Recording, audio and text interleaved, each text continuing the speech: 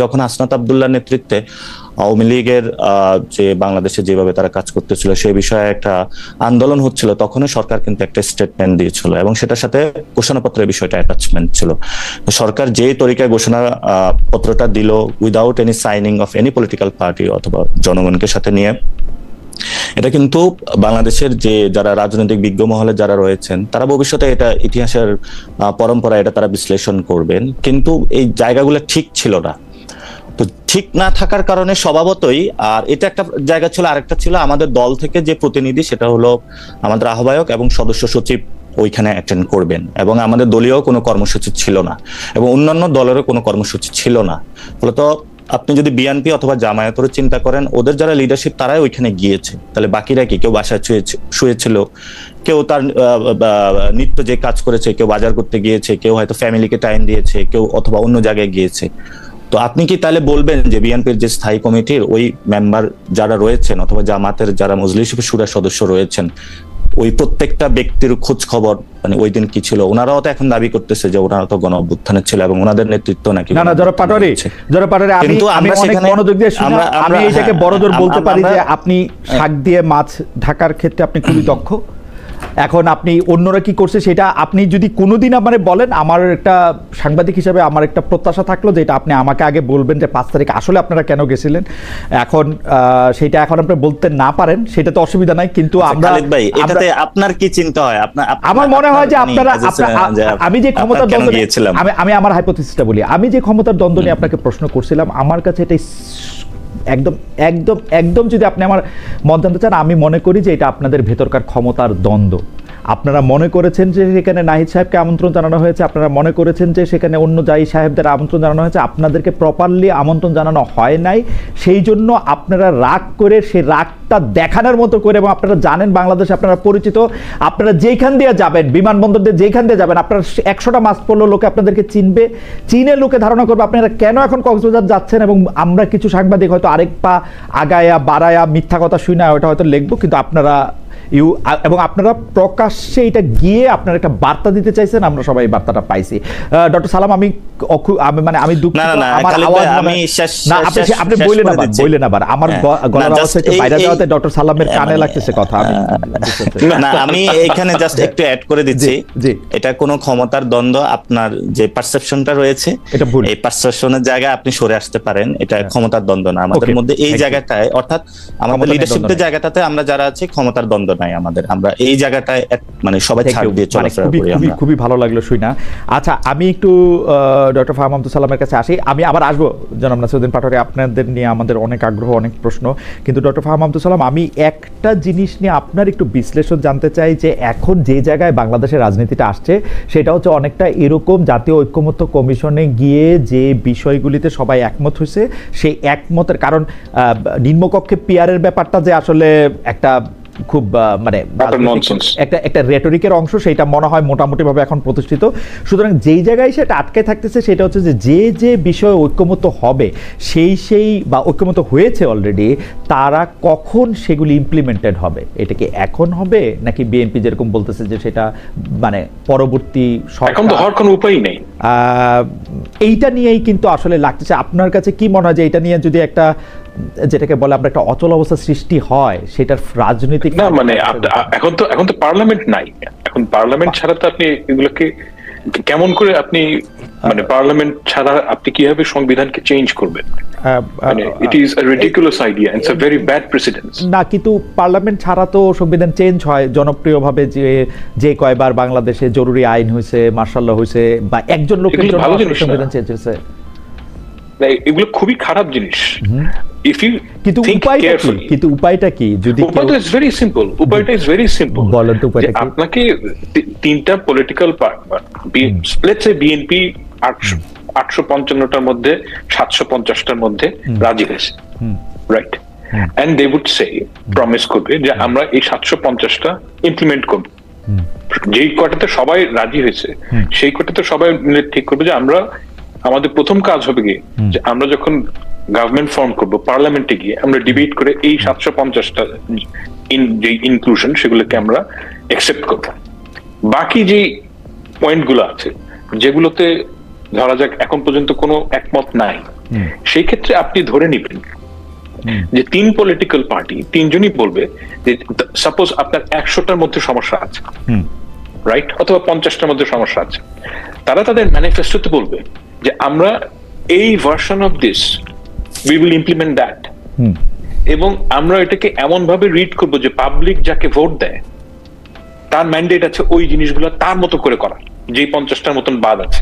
কিন্তু যেই 750টা গভর্নমেন্টকে 3টা পলিটিক্যাল পার্টিকে বাংলাদেশের মানুষকে প্রমিস করতে হবে যে আমরা এই 750টা এই এতগুলো যে সংস্কার সেগুলোতে আমরা সবাই কমিট করলাম না। Why this is important? আমরা অ্যাজ এ পলিটি আমাদেরকে একটা বুঝতে হবে যে আমরা একটা লম্বা জার্নিতে শুরু করলাম। আমরা যদি একটা জিনিস প্রমিস করি জনগণের কাছে, সেই প্রমিসটা আমাদের রাখতে হবে, এবং এই প্রমিসটা যদি আমি না রাখি তাহলে আমাকে নেক্সট ইলেকশনে আপনি এটার জন্য ভোট দিবেন না আমাকে। এই কারণে আপনি যে সরকার দেখেন, জনগণের সাথে গণতান্ত্রিক দলগুলোর একটা সম্পর্ক তৈরি হতে হবে, এবং সেটার একটা বড় অংশ হচ্ছে গিয়ে যে আপনি যেই কটাকে বলছেন যে আমরা এটাকে মেনে নিয়েছি, সেই 750টা ইউ প্রমিস, কিন্তু ঘটনা তো ঘটতে হবে পার্লামেন্টে। পার্লামেন্টে আপনি কি মানে যদি না যান আপনি কিভাবে এটা করবেন? না, আপনি ডক্টর সালাম, আমি এখানে 2টা প্র্যাকটিক্যাল সমস্যার কথা বলে আপনার কাছে একটু নিদান চাই। একটা প্র্যাকটিক্যাল সমস্যা হলো আমরা কিন্তু বিএনপিকে আগে দেখছি, আমি একদম স্পষ্ট মনে করতে পারি যে 2001 সালে বিচার বিভাগ আলাদা করার ক্ষেত্রে সব কিছু নিয়ে রেডি ছিলেন ব্যারিস্টার সৈয়দ ইশতিয়াক আহমেদ, সেই সময়কার আইন উপদেষ্টা, কিন্তু তাকে জানানো হয়েছিল যে এটা বিএনপি গভর্নমেন্টে গিয়ে এটা করবে, পার্লামেন্টটা করবে। 5 বছর এটা করে নাই, ফ্যাক্ট রিমেন্স। এখন আমি যদি 90-এর গণ আন্দোলনের তুলনা দেই, যেই তুলনা আপনি অনেকবার দিচ্ছেন, আপনারা আমি শুনি, সেইটার ক্ষেত্রেও সেটা আসলে করতে পারে না। এখন বিএনপি ক্ষমতায় গিয়ে যেগুলির ব্যাপারে একমত হয়েছে সেগুলি যে করবে, সেইটা আমরা মানে এত বড় নদীতে আমরা নৌকাটা বাঁধবো কেমনে? মানে আমরা তো আর এটা বিশ্বাস করতে পারি না। মানে আচ্ছা, what is your other option? আর দ্বিতীয়টা আদার অপশনটা বরং আমি নিদানটা আপনার কাছে। আর দ্বিতীয়টা হইলো যে বিএনপির ক্ষেত্রে যদি আমি দেখি, এখন যদি বিএনপি আর এনসিপি যখন তারা ইলেকশন করবে, তখন ইলেকশন করতে গিয়ে যদি তারা বলে যে দেখো বিএনপির জন্যই এটা আমরা ইমপ্লিমেন্ট করতে পারলাম না, এটা তো বিএনপির জন্য রাজনৈতিকভাবেও খারাপ। এখন আদার অপশনটা আপনি ভাইবা আমাদেরকে একটা বলতে পারেন, কিন্তু আপনি যদি বলেন যে সংবিধান ছাড়া কোনো অপশনই নাই, তাইলে এটা একটু মানে কেমন শোনায়। না, আপনার তো লিগ্যাল টুলটা নাই, মানে আপনি তো আমরা তো ওই যে যেটা ভূতাপেক্ষ বা রেট্রোস্পেক্টিভ বলি না, ওরকম ভাবে তো আমরা করতে পারি। আমরা তো করছি আসলে 17টা সংশোধনী আমাদের সংবিধানের, খারাপ উদাহরণ কিন্তু আছে তো। It's a very bad thing. দেখেন, আমি আপনাকে একটা কথা, আমি একটা জেনুইন ওপিনিয়ন বলি আমার, যে বাংলাদেশে যদি আপনি আওয়ামী লীগের মতন যদি একটা বিরোধী দল থাকে, এবং যদি এনসিপি, বিএনপি কিংবা জামায়াত ইসলামী ওই ধরনের বিরোধী দল হয়, তাহলে বাংলাদেশের রাজনীতি সামনে আগাবে না। একটা ডেমোক্রেসি হচ্ছে কি অনেক বড় ব্যাপার হচ্ছে কালচার। ডেমোক্রেসির সবচেয়ে বড় ব্যাপার হচ্ছে জেন্টলম্যানস এগ্রিমেন্ট। আপনি যদি সারাক্ষণ ঝগড়ার মোডে থাকেন, আপনি কিচ্ছু অ্যাচিভ করতে পারবেন না, নাথিং। কারণ কথা হচ্ছে যে আপনি সংবিধানে সবকিছু লিখে দিতে পারেন, কিন্তু ওটাকে যদি আপনি ওটা যে মানবেন, এটা কিন্তু এসেনশিয়ালি একটা জনগোষ্ঠীর পলিটি হয়ে ওঠার একটা নিদর্শন। এই যে পলিটি হওয়ার জন্য আপনাকে তো সব পক্ষকে, মানে আপনি তো প্রথম স্টেপ হয় ডিস্ট্রাস্ট, আপনি কিচ্ছু অ্যাচিভ করতে পারবেন না, এটা গ্যারান্টিড। এবং আমি মনে করি যে 2001 সালের বিএনপি আর এখনকার বিএনপি এক বিএনপি না, রিয়ালিটি হ্যাজ চেঞ্জড। ঠিক সেভাবে 2001 সালের জামায়াত ইসলামী এখনকার জামায়াত ইসলামী না। এবং আমি মনে করি না যে যেই প্রমিস গুলো, মানে যেই ব্যাপারগুলো ঐক্যমত হয়েছে অলরেডি, সেগুলো ইমপ্লিমেন্ট না করার কোনো উপায় থাকবে বলে আমার মনে হয় না। কিন্তু ডক্টর সালাম, আপনার কাছে মনে হয় না যে এই যে লিগ্যাল যে কোনো টুল নাই, বা লিগ্যাল টুলের ব্যাপারে শুধুমাত্র বিএনপি যে কনসার্ন হইতেছে, এইটা কেন? মানে লিগ্যাল টুল যদি না থাকে, আমরা যদি এটা জোর করে করি, এটা যদি খারাপ একটা প্রেসিডেন্স হয়, এটা তো এনসিপিরও বোঝার কথা, এটা তো জামাত ইসলামীরও বোঝার কথা। এনসিপি বা জামাত ইসলামী লিগ্যাল টুলটা না থাকা সত্ত্বেও এটা করতে বলতেছে, বিএনপি কেন সংবিধানকে বাঁচানোর জন্য, সংবিধানের মর্যাদা সুমহান রাখার জন্য এত বেশি ব্যস্ত এখন? ইট ইজ নট অ্যাবাউট সংবিধানের মর্যাদা, ইট ইজ অ্যাবাউট হচ্ছে আপনি যদি দেখেন, NCP is not going to form the government, that is the reality. মানে আমরা অনেকভাবে বলতে পারি, বাট রিয়ালিটি এরকমই। এখন এনসিপি যারা গভর্নমেন্ট ফর্ম করবে না তাদের জন্য অনেক ধরনের কথা বলা সম্ভব। যখন আপনি অ্যাকচুয়ালি গভর্নমেন্ট রান করবেন তখন আপনি খেয়াল করবেন যে অনেক জিনিস কাজ করা যায় না। আপনি সরকার যদি ফর্ম করতে না হয় তাহলে আপনি বলতে পারেন ইন্ডিয়াকে খায়া দাও, ভাঙ্গা দাও সবকিছু, কিন্তু যখন আপনি অ্যাকচুয়ালি রান করবেন government, then you will see the reality is difficult. হ্যাঁ, তো আপনি বিএনপি যেহেতু মনে করছে আমরা দল ফর্ম করব, তার যে ভিশন সেটা হচ্ছে কি আমাকে নিয়মের মধ্যে থেকে চলতে হবে, এবং this is something that we should actually accept, যে আপনি যেটা নিয়মের মধ্যে থাকাটা খুব জরুরি একটা জিনিস। না ডক্টর সালাম, আমি একটু ভাঙ্গা বলি, মানে ধরেন আপনার থেকে ধার নিয়ে বলি, আপনি 749টা বিষয়ে আপনি একমত হয়েছেন, এখন 749 বিষয়টা আপনি করবেন। এখন এইটা আপনি এনসিপি এবং জামায়াতে ইসলামের দাবি কিন্তু সরল, ওরা বলতেছে যে আপনি এটা প্রমিস করেন বা এটা নিয়ে এখনই করেন। হ্যাঁ, এখন আপনি এটা প্রমিস করতেছেন যে এটা আপনি করবেন, এটা যদি এখন সংবিধানে আপনি ওরা যেমন চাইতেছে এমনি চাইতে করতে, তারপরে গিয়ে আপনি সরকার গঠন করলেন, তারপরে এটা আপনি মাইনে নিতে আমার মনে হয় না অত বড় অসুবিধা থাকা দরকার।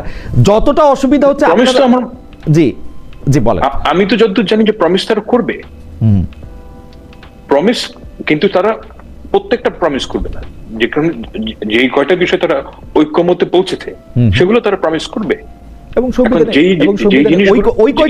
ওই কয়টার ব্যাপারেই কথা হইতেছে, কিন্তু ওই কয়টার ব্যাপারে না। এখন ব্যাপারটা হচ্ছে কি যে বিএনপি প্রমিস করতেছে যে এই কয়টা তারা করবে, কিন্তু তারা আবার পাশাপাশি বলতেছে আমরা ইমপ্লিমেন্ট করব নতুন সরকার আসার পরে।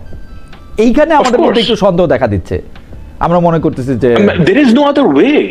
আমি তো দেখি না যে আপনি কিভাবে কাজটা করবেন, কারণ আপনি তো পার্লামেন্ট যদি না থাকে, আমি প্রেসিডেন্সিয়াল অর্ডার দিয়ে করে নিব এটা, এখন পরে পার্লামেন্টে এটা ঠিক করে নিব, পরে পার্লামেন্টে ঠিক করে নিব, অর্ডিন্যান্স, জাস্ট অ্যান অর্ডিন্যান্স। হ্যাঁ, অর্ডিন্যান্স করে আমি বদলাই নিব, কি আর সংবিধান একটা বই খাতা, আমি এটা অর্ডিন্যান্স দিয়েই করে নিব, পরে গিয়ে পার্লামেন্টে গিয়ে এটা ঠিক করব। দেখেন, অর্ডিন্যান্সের আমি জানি না, অর্ডিন্যান্সের তো সানসেটিং হয় সম্ভবত, মানে 5 বছর 6 বছর পর। এখন যদি সানসেটিং, আমি ঠিক বাংলাদেশের